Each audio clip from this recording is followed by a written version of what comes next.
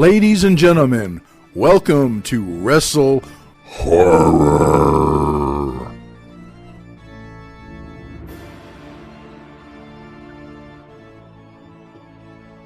Greetings, viewers and listeners. Meathook Jim here, the WrestleHorror podcast.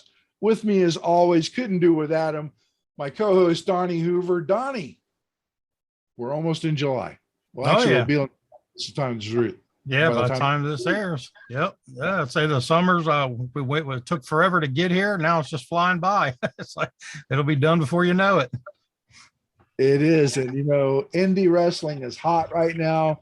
You got promotions all over the state and all over the country just really working their talent. And we decided to reach out to a local promotion that I actually work for. Mm-hmm. And that is Battle on the Border in Southwest Ohio. And the promoter and owner is Denim Blevins. And Denim is with us right now. Denim, how's it going, man? I'm doing well. Home from a long day of work out there, enjoying the summer weather, as we said, and excited for some wrestling. Excited to sit down and talk to you guys. So I've got to ask you, Denim. I reached out to you. We met at the Squared Circle Expo, and then I reached out to you, and you said, you can use my talent, and I came on board. Yes, but how did Battle on the Border get started?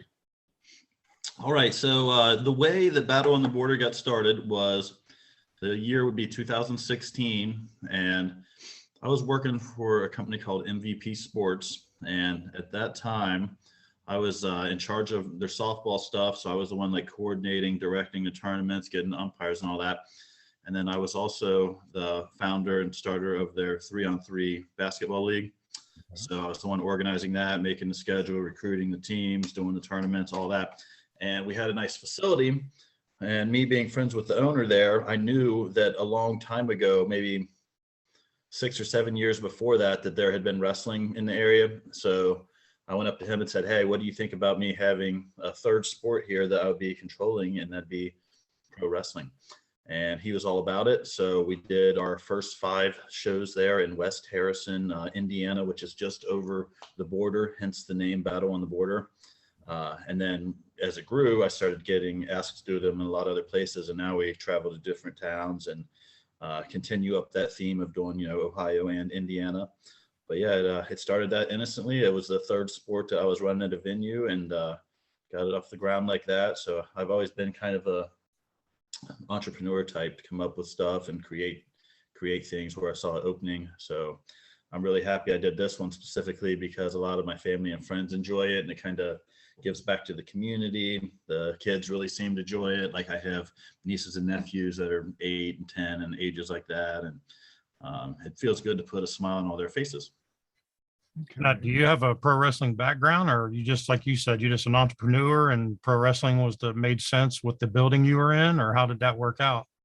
So I've been basically involved in all sports in my life. I've traveled the country playing baseball, softball. I'm official for both of them, basketball as well. I did amateur wrestling in school, so I did wrestle in that sense. And then as an adult, I've done karate and Brazilian jiu-jitsu. Played volleyball, flag football, basically every kind of sport you can think of. And for me, the last thing that I hadn't been involved with that I really loved or had passion for was pro wrestling. So that's and I had some friends already in the business, and those people helped me basically build it from the ground up. Right. Some of the first people on board, Hardcore Heather Owens was one, Brandon Xavier up in at Mega Championship Wrestling is one of them. I know people in different walks of life. Rick Toms, I knew him because he had been doing this for so long that as a little kid, I knew him as a ring announcer. So basically, I surrounded myself with a group of knowledgeable people, and then try to be like a sponge and learn and go from there, man. And then as it got bigger, get more sponsors and try to get on more platforms, find different venues, start doing sold shows at fairs and festivals, and just basically try to take the ball and run with it. There you go. Well, so you started in 2016. When did you have your first show? Yeah, so the first show ever was just originally just called Battle on the Border, and that was in October that year. Okay. And it was a big hit. I mean, we had the now deceased Grandmaster Sexay Brian Christopher was there, so he was our first. That's why he always held a special place with me. He was like the first big name to get on board with me. And then we got, Rob Conway came in involved, and it kind of snowballed from there a little bit. So basically we trended to doing more and more shows each year. So we just did that one at the end of 2016, 2017, we went up to doing 4. 2018, we went up to 5. 2019, we went up to 7. 2020, we had 10 on the schedule. And sadly, COVID wiped out 7 of them. So we only able to do 3 shows that year because venues and such were shut down. So it was never that Battle on the Border, quote, canceled an event. It was that we're not legally allowed to and stuff like that. And then last year, I think we did, it was either 9 or 10, somewhere right around there. So basically bounced back to where we were. And I'm not sure where we'll end up this year, but somewhere in that same vicinity once again. Trying to obviously grow it a little bit each year and try to not get ahead of yourself too much where you try to expand beyond your capabilities. So just add on a little bit at a time and add different things to the company as you go, like reinvest money and stuff. That's something I learned from the guy that mentored me the most. I didn't mention him earlier, but Tom Williams at War has been a good friend for a long time. And Big Tom is a guy that showed me the ropes and taught me like how to have a good business perspective and how to deal with different situations. How to basically a whole lot of what I know came from him. And I still talk to him regularly this day because he's been in it way longer than me. He's older than me. So I kind of, as I said, look at him as a mentor and soak in his knowledge. Yeah, I've known Big Tom for a couple of decades now, and I still reach out to him for advice. Well, the thing I love about Big Tom is that he's a brutally honest man. Mm-hmm. He doesn't bother to, if he hurts your feelings or tells you something, he don't. So that's what I seek in people, because there's a lot of people out there in life that, can be butt kissers and stuff like that, especially, if you own a company, because they're just going to be a yes person and things like that. And Tom would be someone on the other side of that perspective for me, where he might agree with me 9 out of 10 times, but the other time we'll debate it a little bit and, agree to disagree, or maybe change opinion. You never know, but it's going to be out there. It's not just going to be brushed under the rug. We'll know where each other stands. And that's, I think, a true friend then, when you can have that kind of relationship. Oh yeah. Yep. Nothing wrong with that, because I'd rather people be upfront and honest and tell me the truth, whether it hurt or not, than to lie and tell me shit I don't want to hear, just kiss up or whatever. I hate that. That's what I'm saying too, because I've had too many of them around my life. And, I appreciate that in a way, because people that are doing that, they are, trying to be nice and things like that. But those people are way easier to find than the people that are going to be real and honest, even when it's tough. Like, it's easy to agree when it's easy, but if it's something a little more challenging, it takes a little bit of honor to actually stand up and voice your opinion. Mm-hmm. Yeah, well, I got a curious question. Since you, like I said, a lot of promoters have come from wrestling backgrounds and all that and have been in the business. Being that you haven't really been in the business per se, what has been the hardest challenge or the most challenging thing about learning the promoting and getting in the business? What's been most challenging for you when it comes to putting on an event?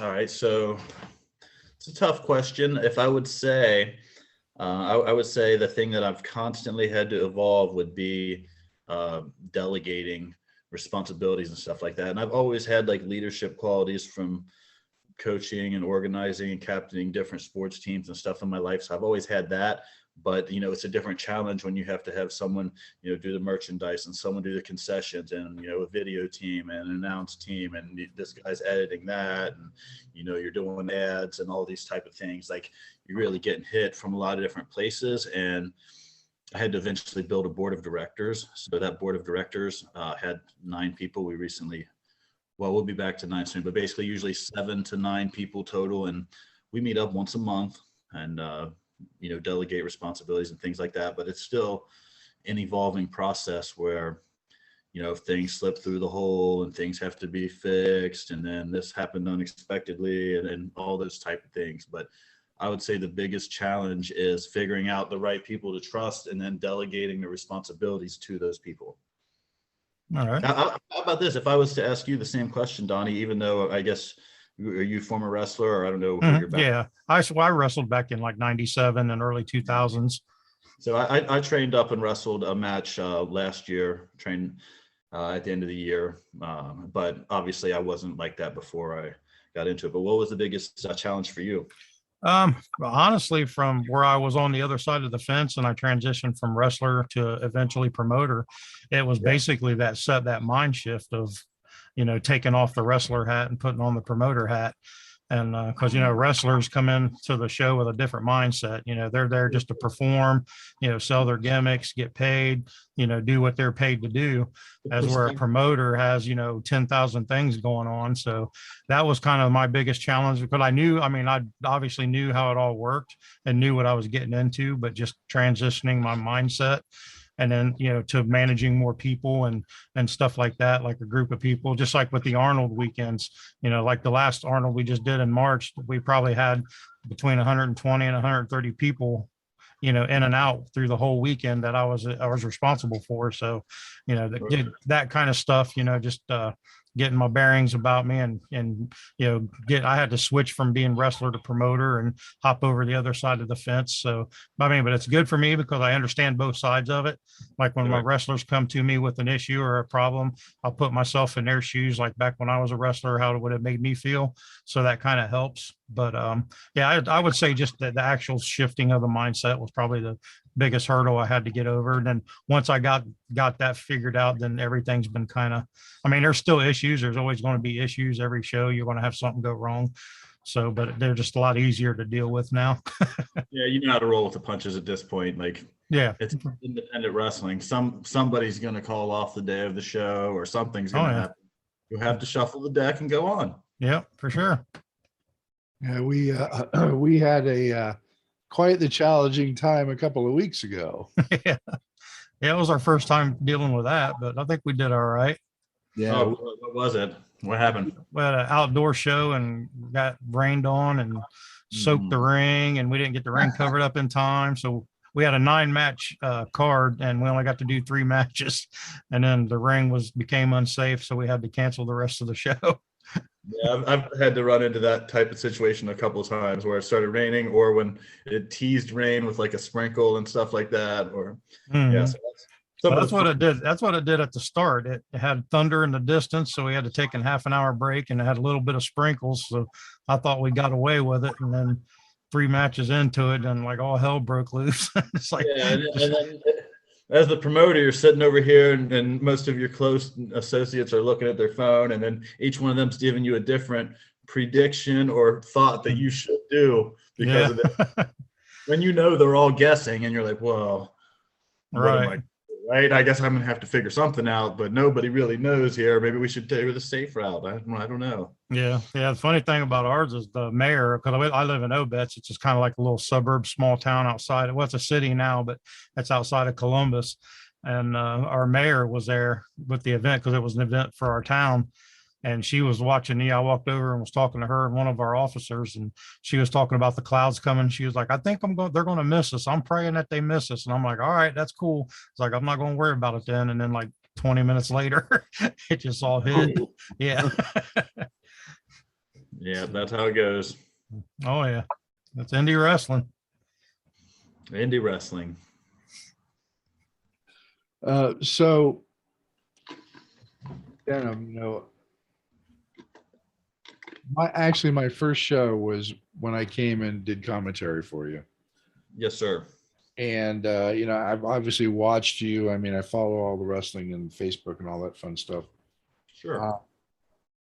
You have managed to procure an amazing list of talent to come in and do your shows.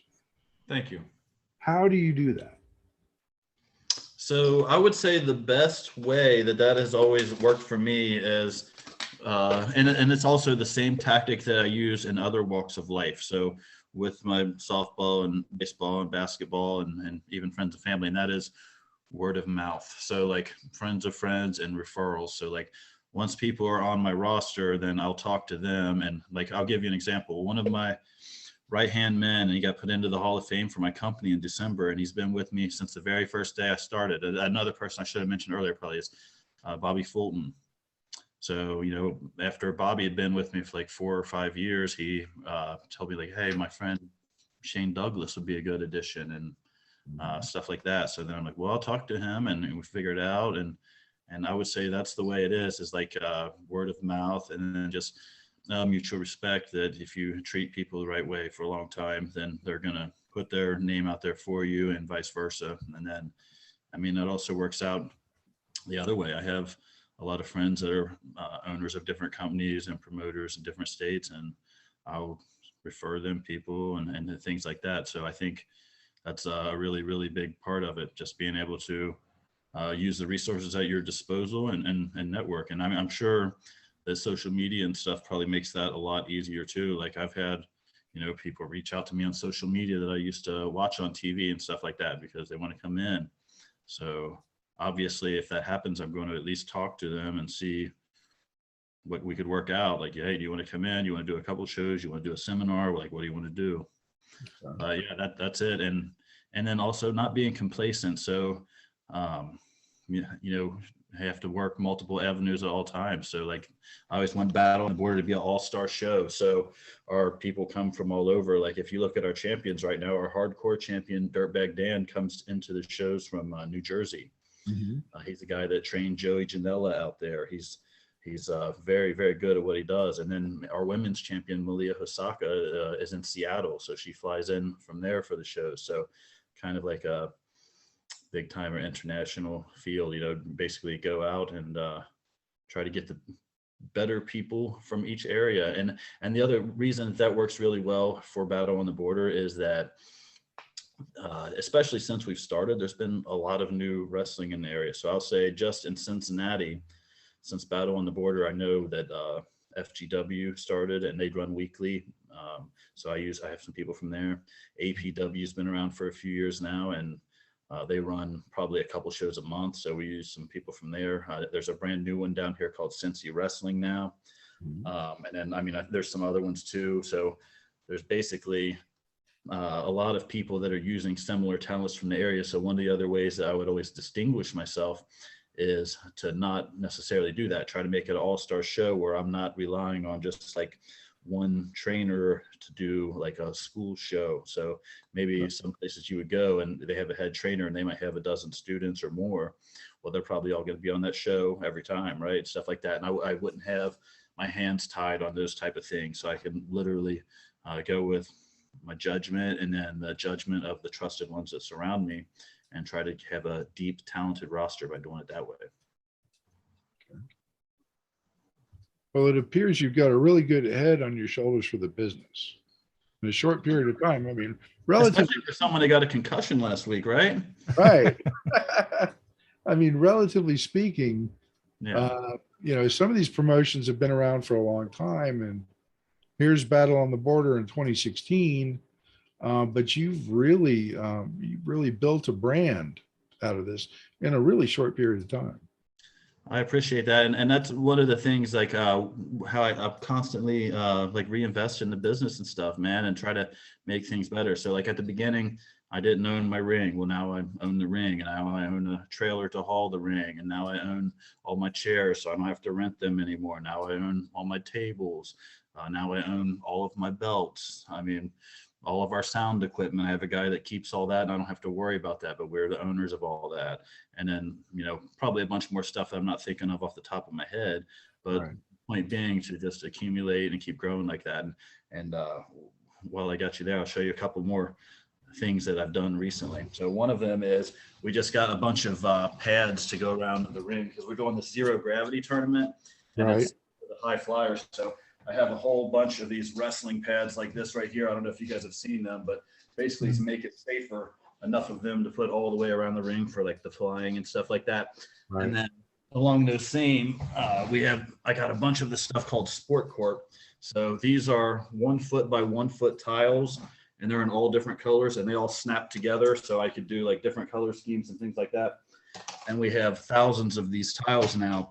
where I can go into any venue and you say they have a new floor. Like we had one place that had $1 million renovation done and brand new floor and stuff like that. So we can put these things down and work on top of that. And it's not a threat to harming any of their floors and things like that. So basically investments like that, just trying to put the money back into it and grow and get rid of overhead. And then also just be a little bit smarter every year, man. I turn 40 in 2 months, and my goal is to like constantly evolve and be smarter than I was last year, better invested than I was last year, surround myself with better people than I did last year, and just constantly evolve.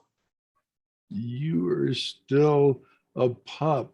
You're turning 40. That's how I feel. I feel like I'm just getting started. Like that's how I feel. We'll have to see how that plays out, right? Right. I'm just turning 50 in 2 weeks. It's like, About a decade. yeah. I'm 57. The older you get, the less age gaps matter, or you even think about it, I think. I agree with you on that. The way that I tell to my friends, and especially to younger people than me, I was like, enjoy it while you can, because every single year of your life tends to go faster than the years before. And I basically accept that because of your perspective. It's like, well, that wasn't long. They just keep flying by. So I try to like live in the moment and have a fun life day to day, and not worry too much about those type of things. Because I know where I'm going to end up, right? So I don't want to think about it too much when I already know. Right. True. So let's steer the conversation a little bit to the other side of the show. Let's talk about horror. Okay. First of all, favorite genre, favorite character. I mean, what kind of horror do you like, Denim? Okay. So specifically with Stephen King, the movie that made me the most afraid when I was a kid was It, the original It, Pennywise. And I remember at our house, we were at the end of the street and we were surrounded by wooded areas, so it wasn't well lighted stuff. And I remember watching that, and then one of my chores was feeding the dogs and like running back into the woods. And I'd go back there like really, really like slowly creeping on it, because I'm like thinking something's about to jump out to me and hearing all this. And as soon as I would feed my dog, I'd just run back to the house because I thought Pennywise was going to get me or someone like that. So I like those movies a lot where you really had to think. I like the new ones with that as well, but I wouldn't say, I didn't think they're quite as good like the remakes.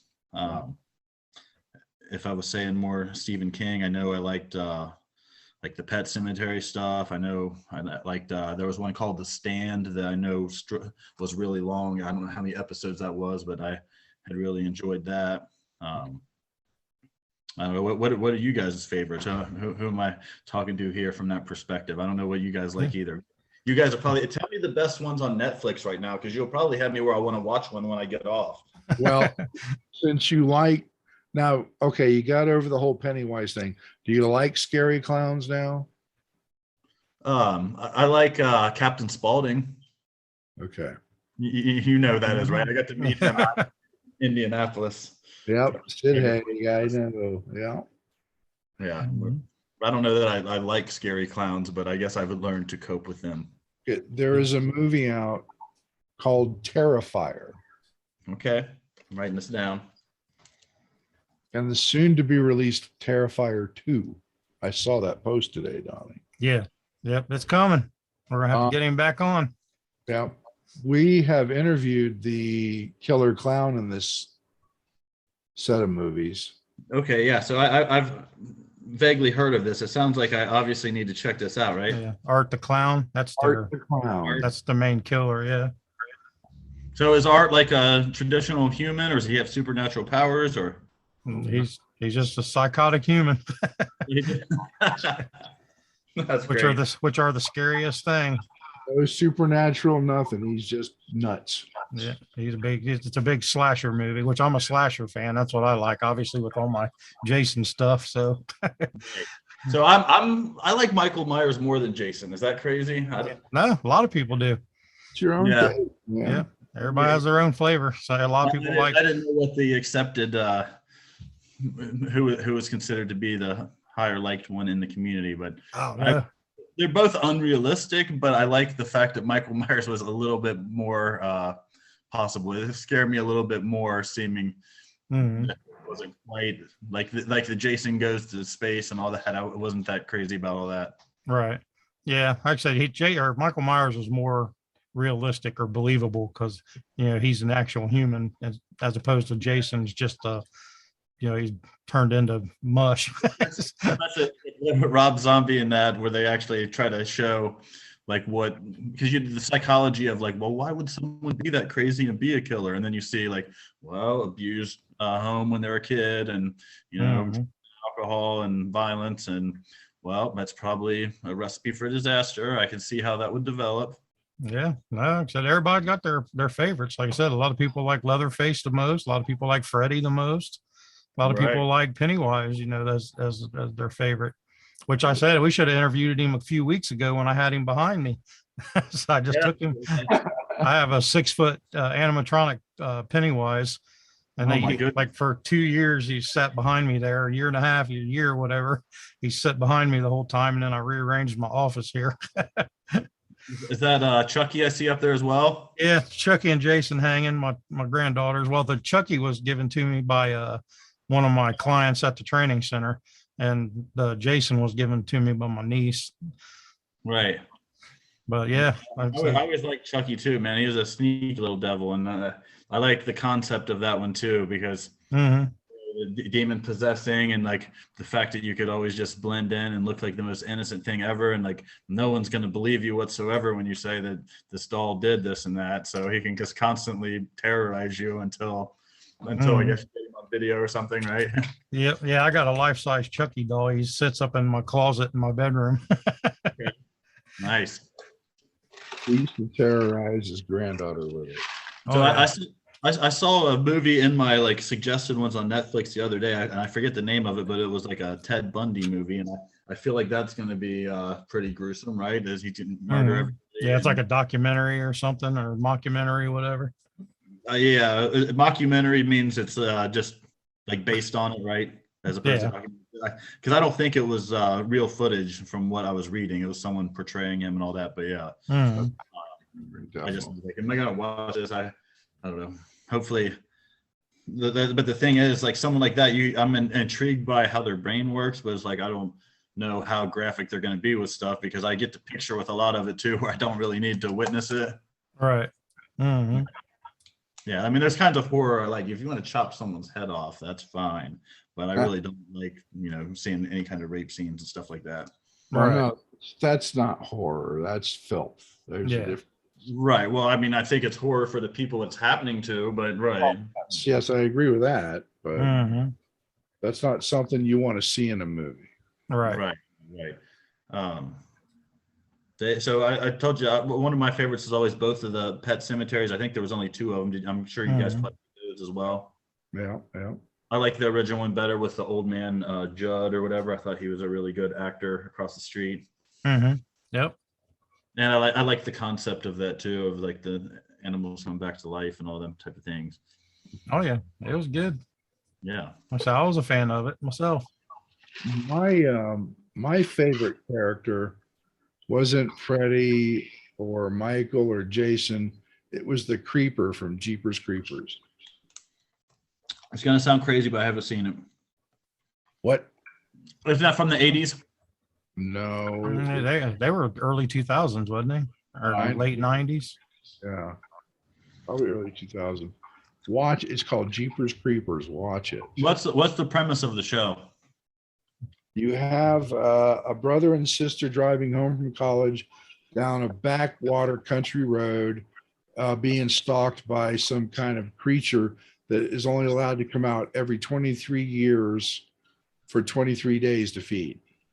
Oh, okay. And obviously that time's approaching. Yes. Mm-hmm. And he can fly. He, like, if he loses regenerates. If he loses a body part, he kills somebody and takes that body part, and it regenerates and rebuilds his own body part. And oh wow, yeah, it's pretty good movie. I like the series. I don't necessarily like the director or whatever he was, but he was a piece of shit. But yeah. there's 3 movies out. There's it goes, it's really weird. It goes Jeepers Creepers 1, 2, and then 3 actually occurs between 1 and 2. Okay. If that So makes is it kind of like retconned, or was that the plan all along? No, I think it wasn't really retconned. It was just the way it should really run is 1, 3, 2. Yeah. So just not in chronological order, but that was kind of how they wanted to do it. I see. Right, right.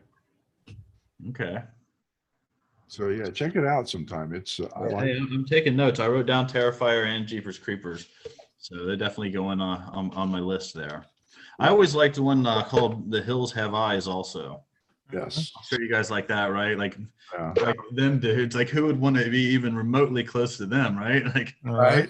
and then as soon as you see them or hear them, you're just like, and then you know there's a family of them. I'm like, my goodness, I'm moving, right? Right. Yeah, there's you- another one out there with sort of the same premise called Girls with Balls. Don't even get started on that one again, man. He's writing that one down. This But was the worst. that's not an oxymoron.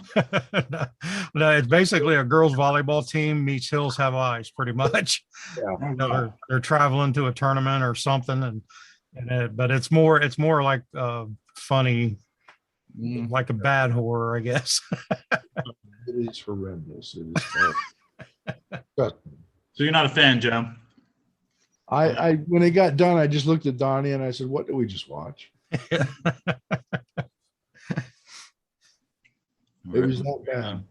But I know of a film even worse. Yeah. The only way you can get it is through me. What's that? It's called Ghost House: A Haunting. It was on Amazon Prime for about a week. I'm in it. Oh, Times. But it was so bad they took it off. like it embarrassed them. It embarrasses me. So just like the production or the quality, or what are we talking about? Everything about it. So where can I see this? Yeah, I'm one of the people. If I'm going by a car wreck, like I don't want to see it, but once I know it's there, I have to look. Right? All right. I will send you a link to my Dropbox feed with it in it because Okay. Donnie, have you watched it yet? No. I caught the beginning of it. I haven't got into What is your role in this? What is your character? I'm a ghost that keeps appearing translucent throughout the movie, except for one time when you see a character walking through and I'm actually physical. The rest of it, I'm a ghost. I don't know. It's just dumb. Okay. So you didn't write it. Oh no. I was just a sucker actor. That's all. Okay. I mean, it sounds like a fun experience, but yeah, I don't know. It was interesting. That's actually the second film I was in. I was in another one that I actually have more respect for.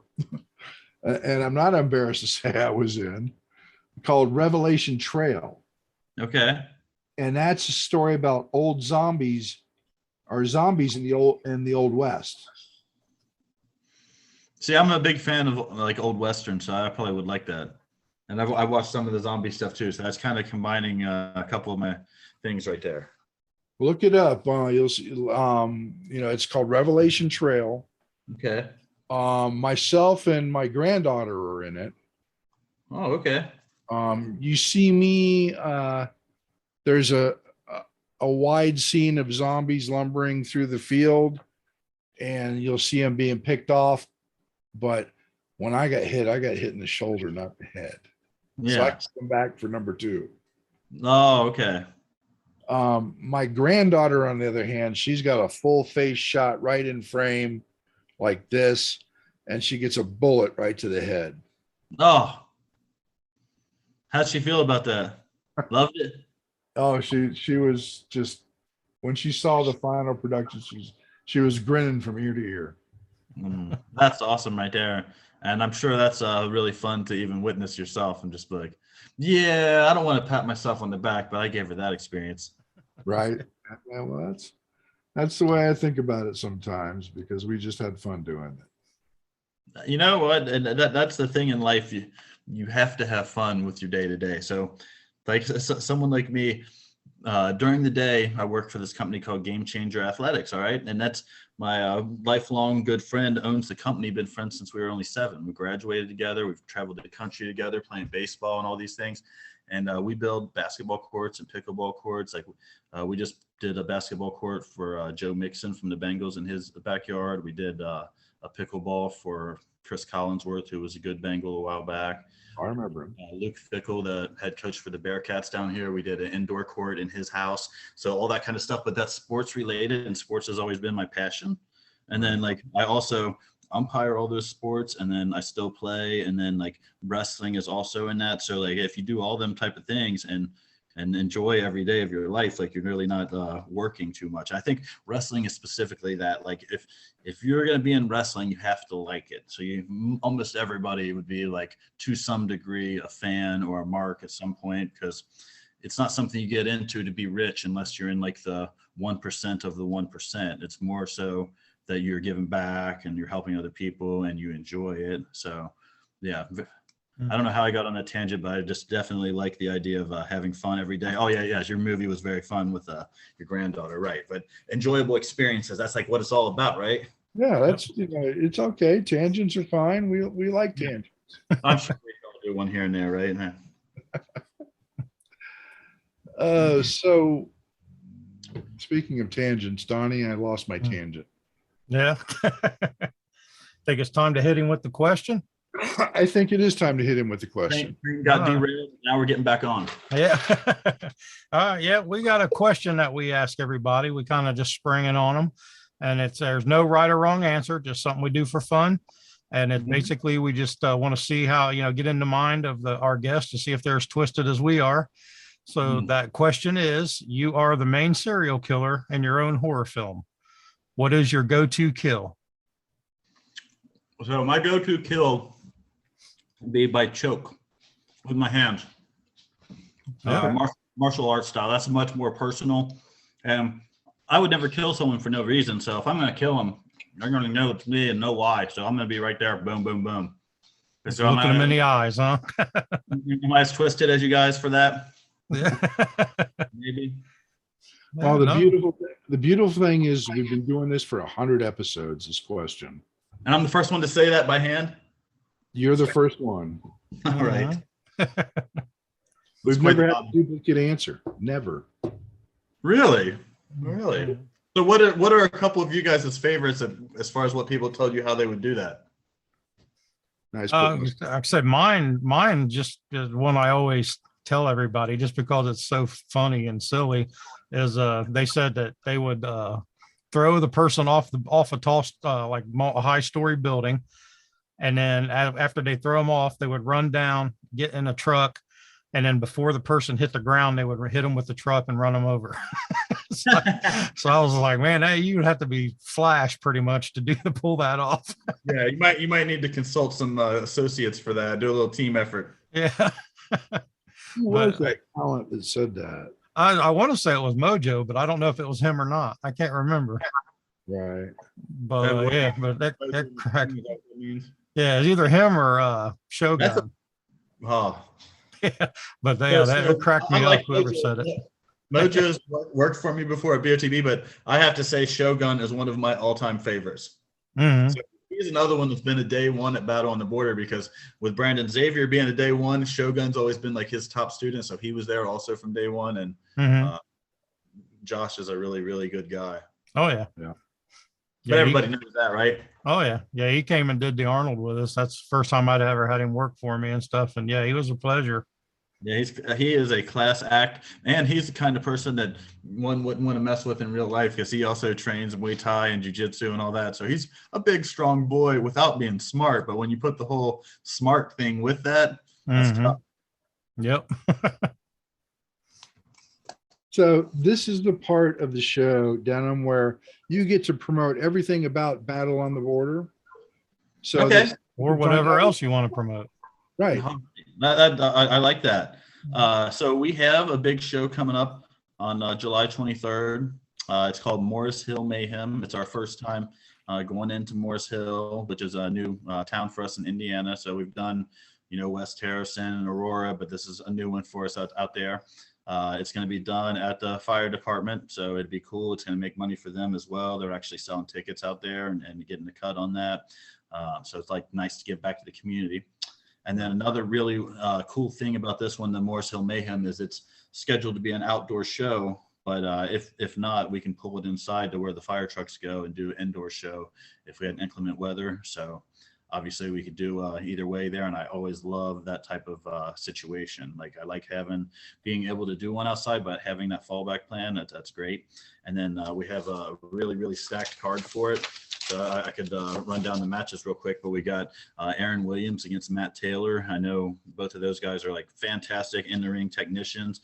We have a new team called the Static, which is one of Brandon Xavier's, a pair of Brandon Xavier's students from Mega, coming down against Super Oprah and Big Vito, if you guys remember him from ECW. So he comes out in his dress, and him and Super Oprah are quite the entertaining tandem in their dresses.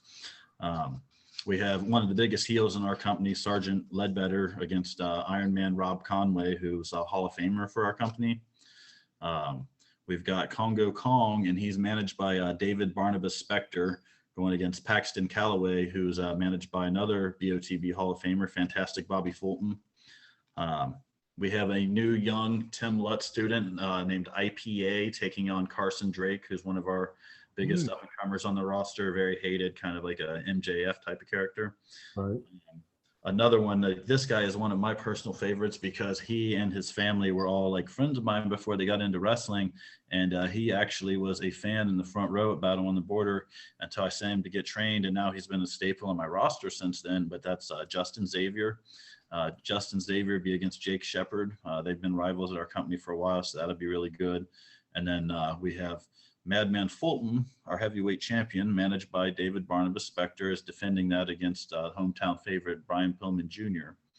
And then we also have our hardcore championship. So Dirtbag Dan from New Jersey is defending that against our biggest resident hardcore icon in our company, which is Heavy Metal Viking Hooks.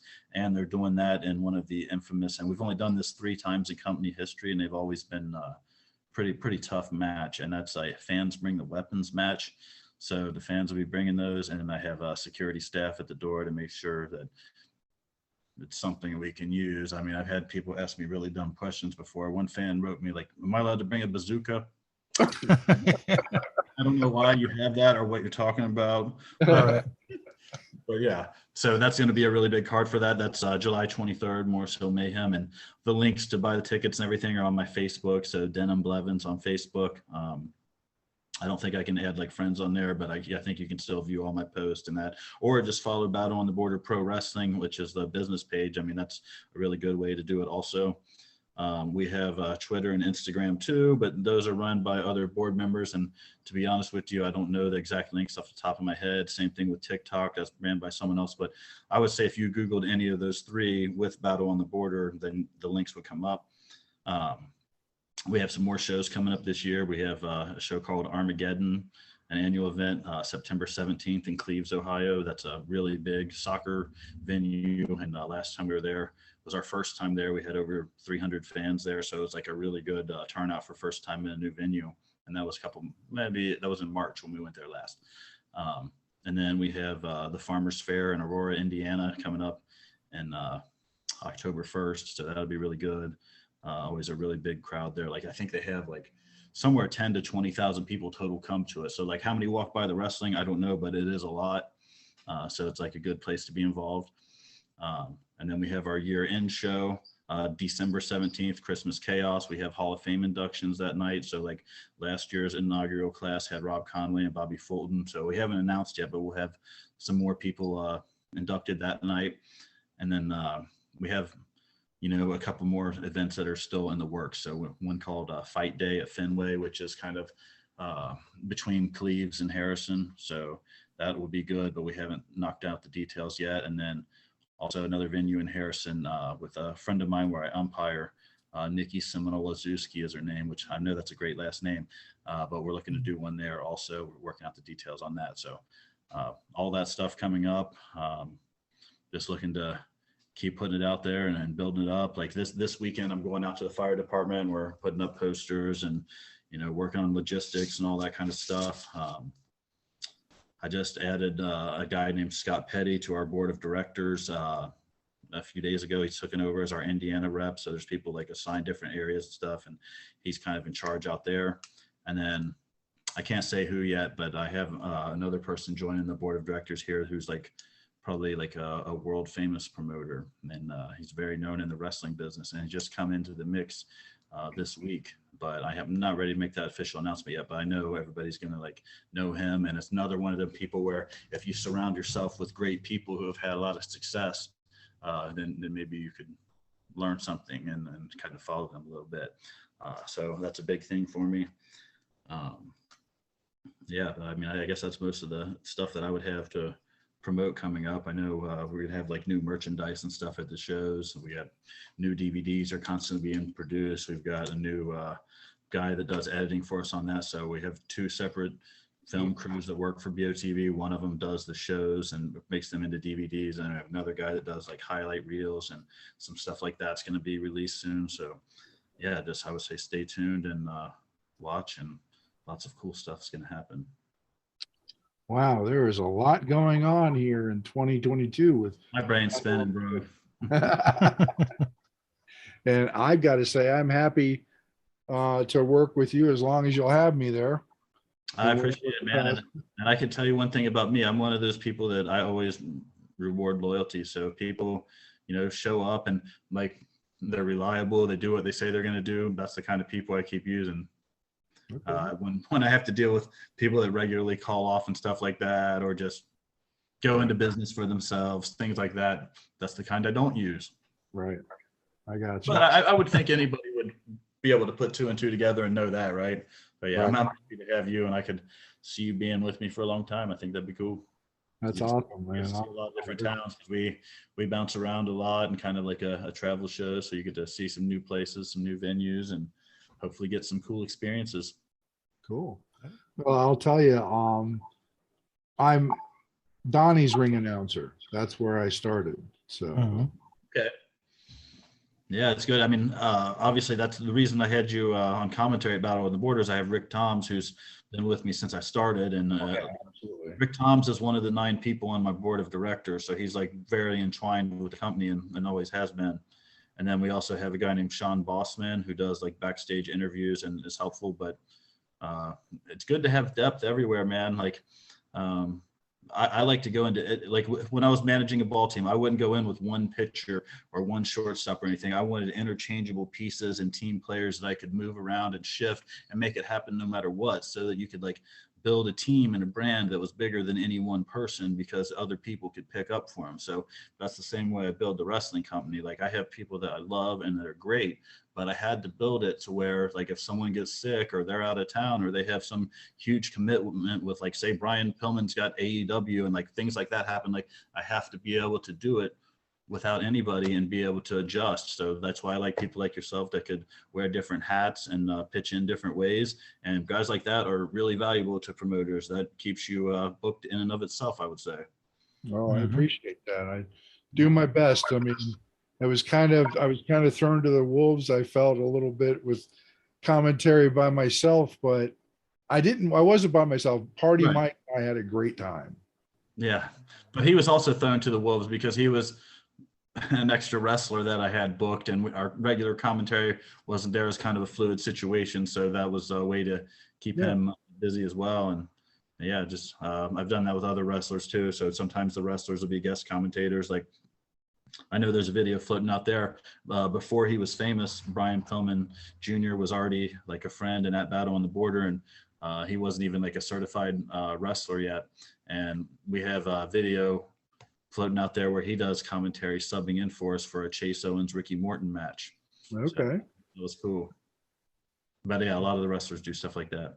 That's cool because like I said, Mike and I had a great time talking and commentating. So, I just look forward to whatever opportunities come in the future with Battle on the Border, because it's been sure. And as you do it, you'll have more familiarity with everything about the company. Like, so, the backstories and the wrestlers themselves. And I think that will just make it easier and easier for you once you kind of have that knowledge to fall back on. Like it's basically something, I think it just takes some reps and like being around, and then it'll just get easier and easier.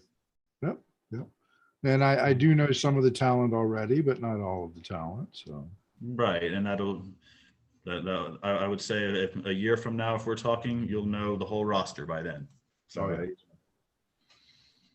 I plan on it. I plan on it. Let's do it. Yeah.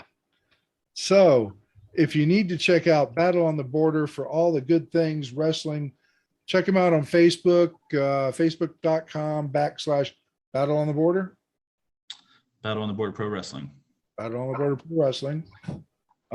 Check out, look up Battle on the Border on Twitter and Instagram.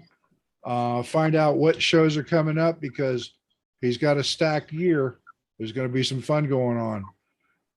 For the WrestleHorror podcast, my name is Meathook Jim, along with Donnie Hoover and our special guest, Denim Blevins, Battle on the Border Wrestling. Thanks for watching and listening. See you guys. Thanks for listening. Make sure you follow us on all of our social media outlets: facebook.com/WrestleHorror, Instagram @WrestleHorror, Twitter @WrestleHorror, on YouTube at the WrestleHorror channel. And you can also find us on our website, www.WrestleHorror.com.